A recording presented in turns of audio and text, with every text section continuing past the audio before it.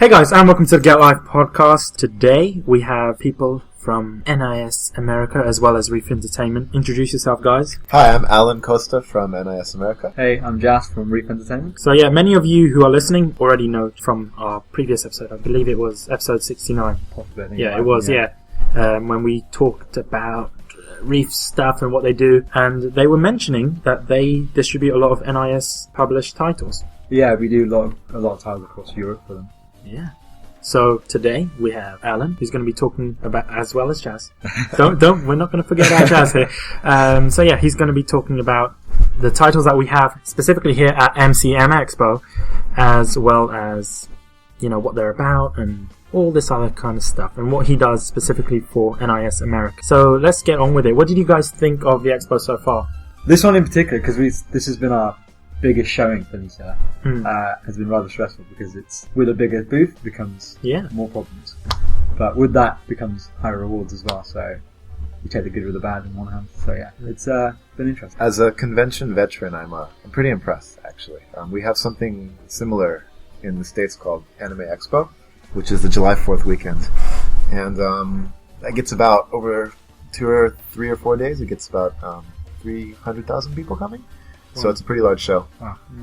Again, focused on anime and stuff like that. And to see this many anime fans over here too, and specifically for titles that we're bringing out, is super encouraging and super cool. Of course, it's, you know, especially with the NIS titles, they tend to be titles that we all know and love. You know, Persona and Danganronpa, they're really, really popular. Let's just say that. So how do you think that it's going to do in the UK? Like, from what you've seen here? Well, I guess looking at past titles and their chart positions, they usually come out at the top or very close to the top. Yeah. So that really encourages us to keep finding titles, you know, in that vein, or if there's a sequel to a particular title that's already come out, to bring that out here too, because we really it's really cool seeing that feedback in the charts, and then direct feedback from fans, because we do actually get emails from fans from the UK saying, "Wow, thanks for bringing this out here. We're super excited and happy." Especially because, you know, there's a lot of games, especially we have here Persona 4, not Persona 4, what am I saying? We have Persona Q, yeah. I'm getting confused because we have Persona 3 characters Persona 4 characters. Believe me, when I've been standing behind the booth, the amount of times I've said P4G, it's been crazy. And also because they're on portable consoles as well, you kind of get confused after a while. But let's get back onto that. In regards to that was a title when it first kind of was shown at Tokyo Game Show. Everyone was like, "Oh my god, it's mind blown! Persona 3 characters, Persona 4 characters." It's like ultimate fan service, you know. And obviously, people are always begging for this game to come out, and now it's finally, you know, going to be coming out soon. When is that game coming out? It's coming out on the 28th of November. In the UK? And what about that's in the UK. US? I believe it's coming out a few days before. Yeah, I think it's that's being published by Atlas out there. They handle their own publishing. I see. Out in the States. Okay. But it's pretty much the same for both regions. So. Alright. So I think this is the first Atlas title that we've managed to get a really close release date to the European NA. So it's pretty exciting for both fans. I would say so, because it's always kind of, for me, it's kind of like a pain in the ass when the Americans get it first and I'm like, yeah, why? The only difference now is because US, they have their launch days on Tuesday, I believe, and in Europe we have it on Fridays. So that's really weird. Literally that is the difference between the release dates. Why Tuesday? Like, that's the most boring day to buy a video game. I think it's due to their distribution policies of they ship it, so they receive it on the Monday and it gets sold on Tuesday. It's pretty weird. It's just a distribution thing, I think. Yeah. I would kind of prefer how we have it here on Fridays.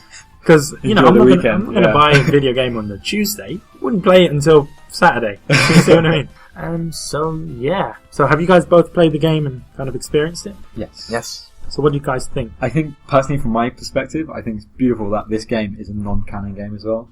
Some people will maybe not like it, but it lets Atlas go into a whole new perspective on what they can do and what stuff they can venture into. Pretty exciting for at least for me. For me, I think it's just cool that for those of your listeners who don't know, it's very similar to the Etrian Odyssey series in that it's a dungeon crawler, and you use it's for 3DS, and you use the stylus to map out your progress throughout the dungeons. And so that element of the gameplay is super cool, and it's not really something that, kind of like Jas, you'd ever expect to see them to do with a franchise like Persona. So the game for the gameplay side of it, I was really impressed. because in addition to that kind of Etrian style gameplay, they still managed to bring in the personas and stuff like that, and those cool elements from the Persona RPGs. Of course. So that's just really cool. Personally, I'm kind of thrown off. I played it today and I was like, what the hell is this? First of all, I'm not really a 3DS kind of person. I don't like Nintendo. But like I said, I shouldn't really be saying that because Nintendo are probably listening to this and like, nope, you're never going to be on this podcast. But in regards to that, the whole dungeon crawling thing is very weird for me. Because is it because it's first person and not third person? Yes, exactly. But don't you find that kind of innovative? No. Because even on the Vita, there was a similar game that Nisa brought out called Demon Gate, and that was outstanding. What you have to remember too is the original Persona is a spin-off from the Shin Megami Tensei series, which was originally started on Famicom, and those were actually first-person dungeon crawlers too. So in a way, when you think about it, it's going back to its roots. In a way. In a way, but I'm not used to that because Persona in itself was the game that made me stop hating RPGs. Oh, really? Which one? 3 or 4? Persona 4. Okay. Golden. And then, obviously, I had that on my Vita. And then I bought PSP just so I could buy Persona 3 Portable. Cool. Oh, wicked. Yeah, so it's kind of really awesome in that sense that I can play all these games. I'm like, yeah! Because, I don't know, there's something about the story of it. And it's really fun. It really involves you into the story. Yes, yeah. You really feel for characters. And you really feel bad when you maybe treat a character badly. Yeah. So yeah, as we were saying, it's like the games are just so amazing. And even talent within the games, and especially Persona. You got some really amazing voice talent like Erin Fitzgerald. I was speaking with her recently on the podcast, and she's the kind of person that loves the things that she does. And, it leaks into the game. You see what I mean? That's why my favourite character is GA, but I'm just saying. That's many people's perspective as well. Yeah. So, when you have good talent, it works. Speaking of favourite characters, who are your favourite characters from the series? Of Persona? Yeah, either Persona 3 or Persona 4. I'm not going to talk about the earlier ones because I've not actually played Persona 3, so I can't give you a genuine reason for that. But from Persona 4, Chie is my favourite. Yeah, I've got fist bump right there. You gotta love Teddy though as well, all the way through. Oh, Teddy is amazing. You gotta love Teddy. He's just a bit weird. What about you, Alan? What do you think? I haven't gotten through too far 3, but for 4, I haven't actually got through 4 either. But I have a tendency to favor the female characters. So the girl with the fan and the long black hair. Yukiko? Yes. Oh. I know many people hate her because whenever many people do hate her. They're like, she's actually a really not nice character. But it's apparently. design-wise, she's just character design's really amazing, especially, Yukiko, but she's just so... Speaking of character design, she's like the little princess, right? Is she? Isn't she? She's like the little princess.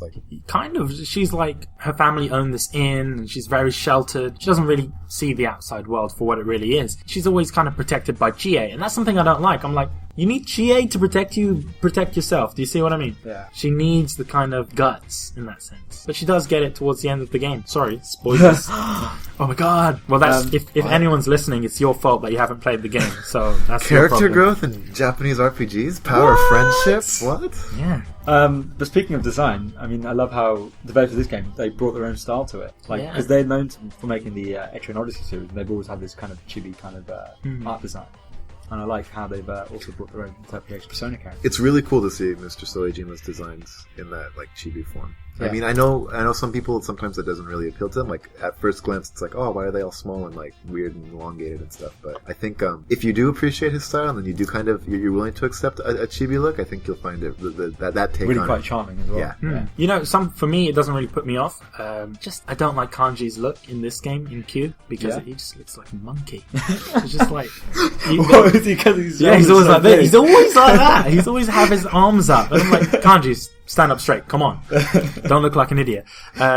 But yeah, it's really cute, and especially because it's on the 3DS. And the way I think of the 3DS, I don't really think of it as a proper console. I think of it as the kiddies console. It's cute.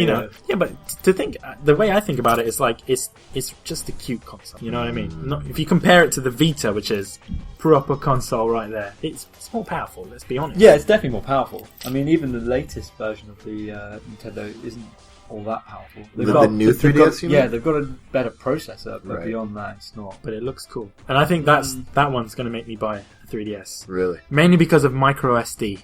I kind of got so hyped for the most stupid thing. I'm like, oh my god, micro SD cards! I can finally use them. C-Stick? Don't need that. Micro SD? Yeah. Yeah, for me, it's just that blew my mind. And the fact that you can, like, change covers and stuff. They're making it kind of the, what was it, the Game Boy Advance Mini? Am I thinking the right? The ones that were, like, really tiny and rectangular. You could change the faceplates of them. Do you not have them? You must have had them in here. I think so.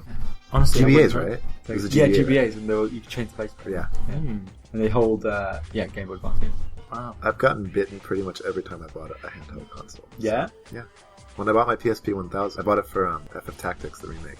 Like 2 weeks later, they announced the 2000. I was like, really? Really? And then, literally, about a month and a half ago, I bought the special edition 3DS LL for Final Fantasy Theater Rhythm, and it was like, oh, this is so cool, I love it. And like 2 weeks ago, they announced it. But surely that's your own fault for like being on the fence for so long about buying one. It's true. And then you're like, oh, a year later after it's come out, maybe I should get one. But I did buy my Vita right off the bat, so I do have the 1000. This is the first time I actually feel like I have the better version, which makes me really happy. The PlayStation Vita? Yes. No, the new one's not the better version. No, I have the old one. Oh, yeah. Yeah, the old one's definitely better, yeah.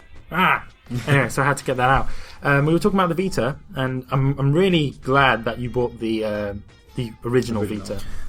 Well, here's the thing. I love my PSP. I was looking at my game library, and I almost have more PSP games than I have for anything else. Wow. And when the Vita was announced, I was super excited because, I figured it would be the spiritual successor to the PSP. And so far, I think it has. In Japan especially, there's been some really cool, really Japanese, quirky games that came out. Which you can't get here. Yeah. I should also say that I'm really into Japanese games, specifically RPGs. So JRPGs are my thing. And the fact that the PSP catered to that so well, and then now the Vita seems to be heading on the same trajectory, makes me really happy. Yeah.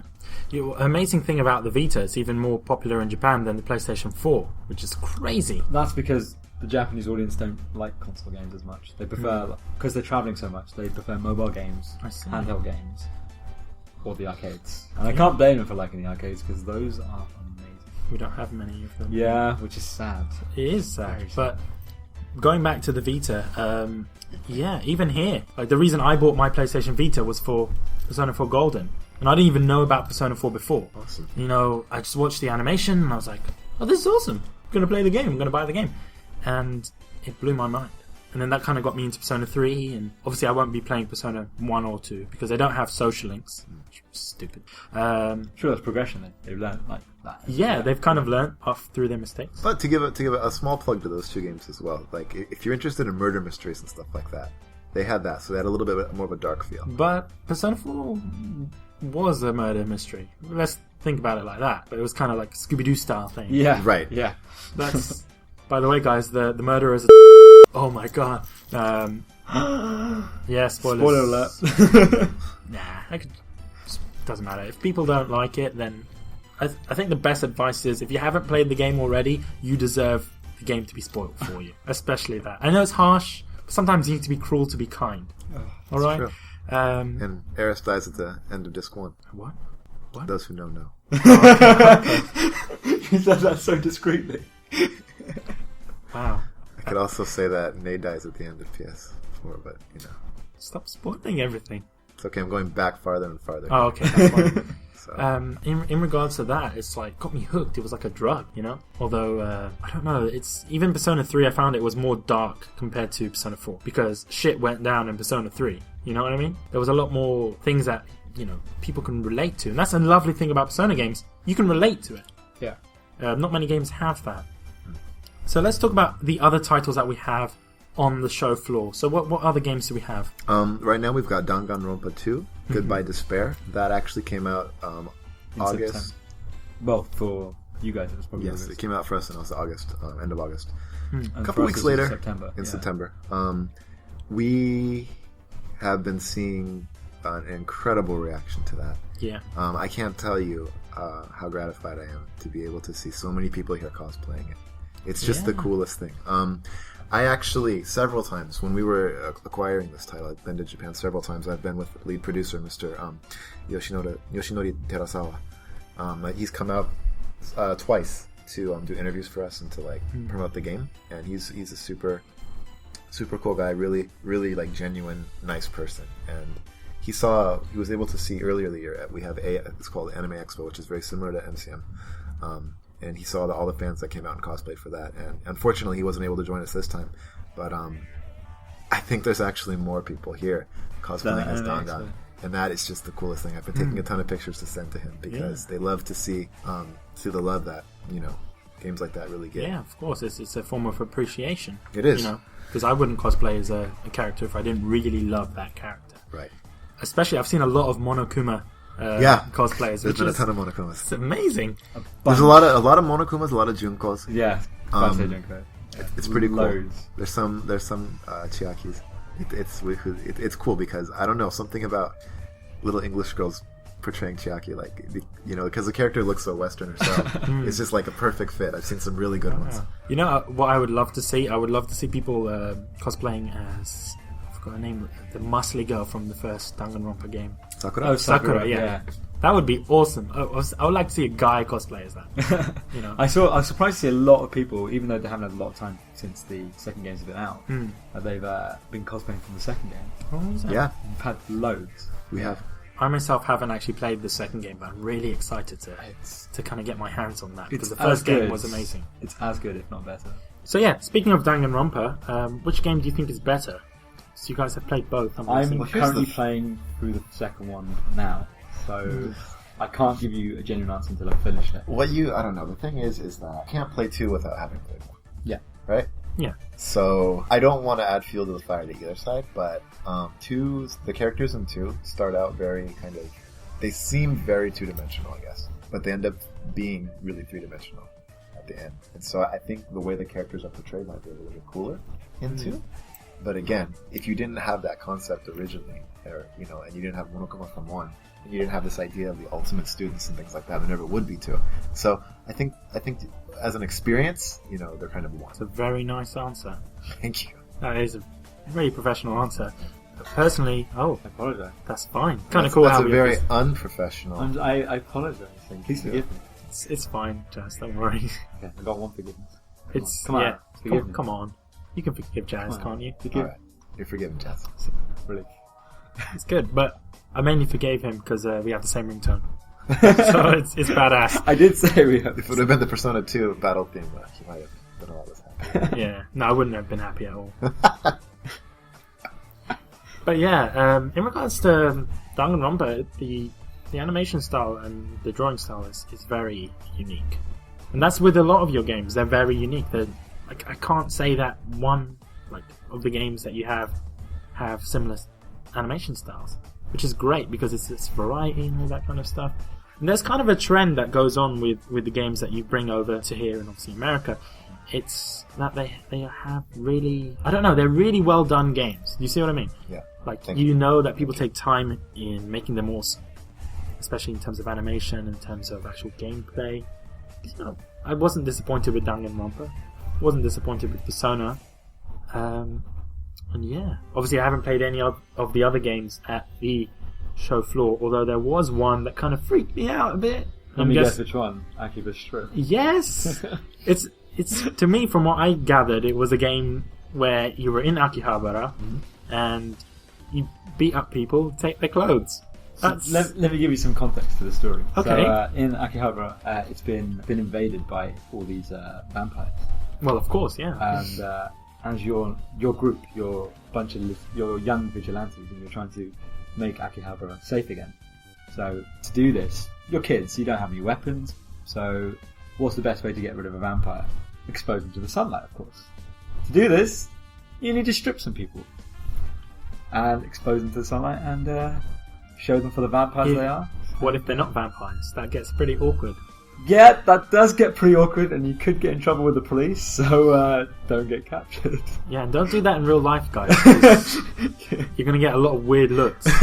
But yeah, to me, it was kind of nice in terms of the gameplay. It was kind of beat 'em up kind of stuff. I mean, it kind of reminded me of the Warriors games in that kind of sense. Yeah, for the hacker, it's kind of got a hack and slash feel. It's got that element, especially like the One Piece games. One Piece Pirate Warriors and the Gundam games. Kind of reminded me of that, and I was just like, whoa, amazing. I might buy this game. But let's put that out there. The whole stripping of people's clothes, that's not the reason I want to buy this game. But yeah, it's looks really cool. I heard that it's going to get a PS4 release or no. Well, it's currently talks. I think Alan can answer this more. Yeah, nothing to really report at the moment. Stay tuned. But Japan does have a PS4 release, is that correct? And I believe it already came out. Okay, so, but here, which consoles do we have it on currently? Currently it's on PS3 and PS Vita. Okay, so another PS Vita game. Yeah. There's one other thing I've noticed is that a lot of the titles on the Vita now are published by NIS. So you guys are kind of dominating the market. What do you guys feel about that? We're pretty happy about that. I guess there's an opportunity there since not a lot of companies are bringing content to it. So we definitely see the opportunity there. And then that aside, it's just we like to think we're bringing really quality titles out to it.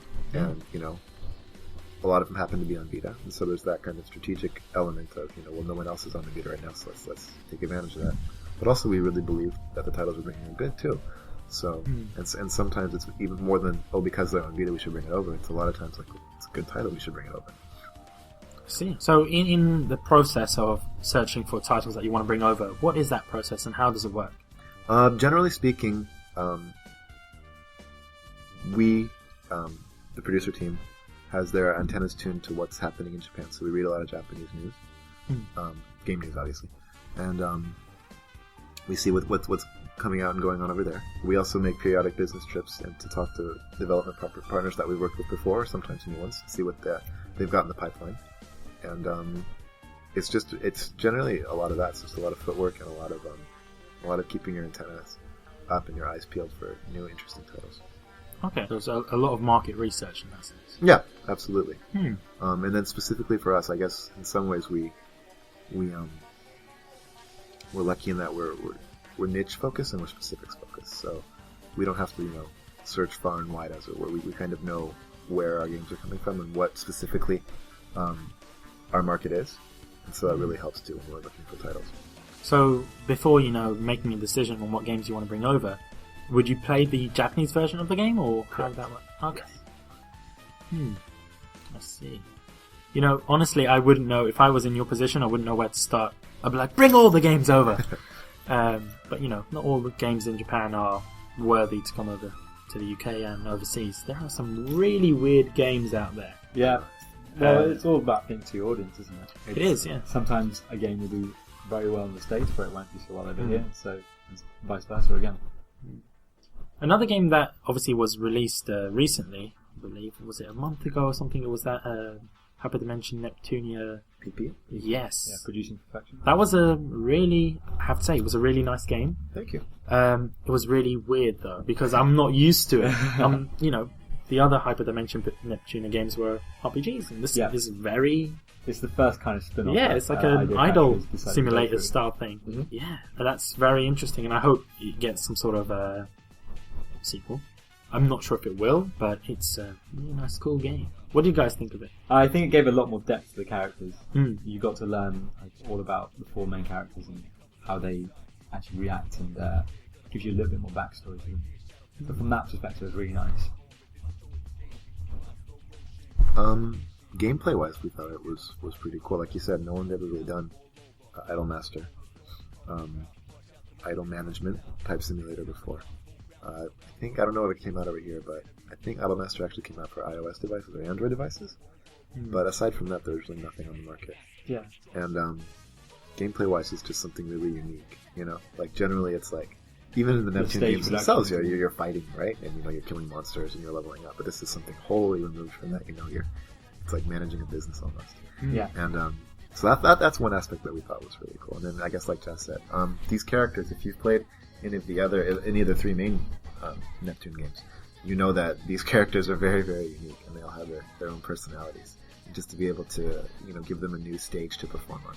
Obviously, the stage in terms of dancing within the stage. You know what I've heard? I heard that Canada, have Tim Hortons. Tim Hortons, and that's a big thing. And Timmy I'm like, whoa! How come that's not in America? What is this? Tim Hortons is a donut chain. It actually, I think, it originally started in America and moved up to Canada or something like that. I think it's in select cities in the states that border Canada. I actually, in my previous job, I used to work in northeastern Canada. And this is why Tim Hortons is popular. Because a lot of places in Canada are super rural still. And sometimes for miles or kilos or whatever other units of measurement you guys use. Usually miles. Usually miles? Okay, good. We're on the same page. Miles, nothing but a Tim Hortons. Wow. And so when you've spent a long day doing whatever you do out in the fields, it's or like an oasis in the desert. Exactly. It's like, oh, Tim Hortons is the best thing in the universe. And then it's just a pile of shit, but you don't realize that because you're like, oh my god, it's Tim Hortons. I really want Mr. Donut to come over from Tokyo. That Mr. Donut is got some. They have it in Germany. They have Mr. Donut in Germany. Well, it's hair donut in Germany, but what, the same kind of style? I'm completely lying right now. Oh man, just trolled me. I did. So hard. I did. I was going to follow it up with their Senor Donut in Spain, Monsieur Donut in France. That was quite good. That one. Thank you. I'll give you that one. Thank you. Slow clap. Thank you. Here all week. Here all week. It's I don't know. Like, there's a lot of food from Japan I want over here. Yeah. But I'm like, if I eat that, I'll die. Like, you know that they have this thing in Japan. It's like this KFC burger, and it's like 2 pieces of chicken with more chicken. Like, it's like, what the fuck is this? It's like instead of bread, it's replaced with chicken. Wow. Now that's a protein burger. That is a protein burger, right? I know if I had that here, probably be illegal or something. But yeah, I have a feeling that if I go to Japan, I won't come out of it because I'll just be there. It's a pretty incredible country. It's very, very cool. But obviously we were talking about Akiba Strip that's set in Japan. Yep. And yeah, a lot of the games are actually set in Japan. That's something that even Persona. Mm-hmm. I'm not sure about Danganronpa though. I don't know where the hell it that's. is. Oh, that's set in Japan as well. Mm-hmm. Cool. It is. But Danganronpa, in like what I kind of feel about it, it's like a cool game, but it threw me off. Like you're killing school kids essentially, and you have to find out who killed them. Yeah. And there's a big risk versus reward there. If you pick the wrong person, you get blackened. The blackened survives. Yeah. If you pick everybody else dies. Yeah, it's kind of sad seeing your favorite characters dying. Yeah, that happened to me a few times. But Hagakure still lives in the first one, which was like, he should have died. Like, come on, Hagakure, you're an idiot. Yeah, he still lives, and I'm pretty upset about that. But yeah, in regards to that, we also have other titles on the show floor. We do. We've got 2 fighters from Arc System Works. One is Arcana Heart 3 Love Max 5 exclamation points. That's very important. Oh, the 5, so it's not 4 exclamation No, it's 5. Actually, one of my coworkers asked me, she's like, is this correct? And I'm like, no, it's 5 exclamation points. So that's actually a serious thing. No, it is. Oh, you should call her out on the podcast. Yeah, absolutely. Come on. Wow. But anyhow, what that is that's a it's like the ultimate version of Arcana Heart 3. So it's got more story info and stuff like that. That's why it has more exclamation points. Exactly. Okay. It's directly proportional to the amount of content added. Wow. So no, but it's a traditional 2D fighter with an all-female cast. It's super cool. It's super hardcore, but also it's got some story elements too. So each of the characters is really cool and they're like fleshed out. So we've seen a lot of people on the floor playing it, and they seem pretty happy with what it is. So we're really excited about that. That comes out. I believe that comes out on the 23rd of November. And then the other fighter we have from Arc System Works is Under Night in Birth, EX: late. Okay. And this was made by a company called French Bread. Sorry, it wasn't 23rd, it was 21st. I'm sorry, I gave it on a Sunday. Forgive me. Tuesdays. No, but it's 21st of November for Arcana Hearts 3. Arcana Hearts 3. Thank you. And anyway, French Bread made a game called Melty Blood, which was French Bread was a company that it's called Doji in Japan, right? So kind of like indies, kind of like fan-made games. Yeah. And this Melty Blood game really took off. People thought it was super cool. The fighting mechanics were really neat. It's also a 2D fighter. The mechanics were really cool. It was really hardcore, and they loved it. And then their next project is this Under Night game, and it was exclusive to Japanese arcades first. And once again, fans just were like, "This is so cool." So we're bringing it out here only to Europe. Another company's handling it in America, but fan reaction out here today on the floor and yesterday was been extremely positive as well. So anyone who enjoys old school classic 2D fighters owes it to themselves to check these games out. Okay. The table. It's an arcade machine. I totally have to play that. I'm going to have to find a video of it and show That you. sounds incredible. It's brilliant. Have you never heard of it? No. Okay, I'll have to show you after this podcast. You basically have to like slam the table a few times to get everyone's attention on the screen.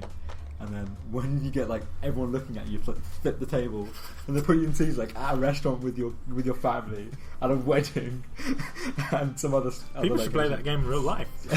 It'll make stuff a lot more interesting. Every time someone says something to me on Twitter, like, "Oh, I want to flip a table," I always post a link of that video. Wow. If you ever go to Japan, find an arcade machine with that game. I would find an arcade machine. Like I said, if I go to Japan, I won't be leaving anytime soon. Just put that there. Just be like, oh my god, games! You'll be flipping tables every day. Flipping tables every day, every hour. But fun this time, you know. Anyway, what other games do you have, or is that all the games that we have? We've here? only got 5 games on the show floor. I mean, that's quite a lot, though. That's quite a lot for a single show. Yeah, I want to say we have the most games on the floor playable than anybody else out here right now. That is, I would say it's true. You guys have quite a large booth this year. Yeah, compared to thanks last to year. Jazz. Yeah, That's Jazz's work. I think it's square meter wise. I think last year we had, I want to say 35 square meters, and this year we've got 150 square meters. That's unbelievable. So yeah. We've been talking a lot about games and whatever, so all I can say now is thank you guys for coming on the podcast. Pleasure. Thank you. And also buy all of the NIS America titles. Buy all of them. Please. All of them. Even if you don't like them, just buy them. No, but on a serious note, Persona 4... Persona Q is... I'm leaving that in there. Persona Q is actually coming out very soon. When is it coming out? Yes, it's coming out 28th of November. Awesome. So if you guys want to pre-order, you can get like special tarot cards and...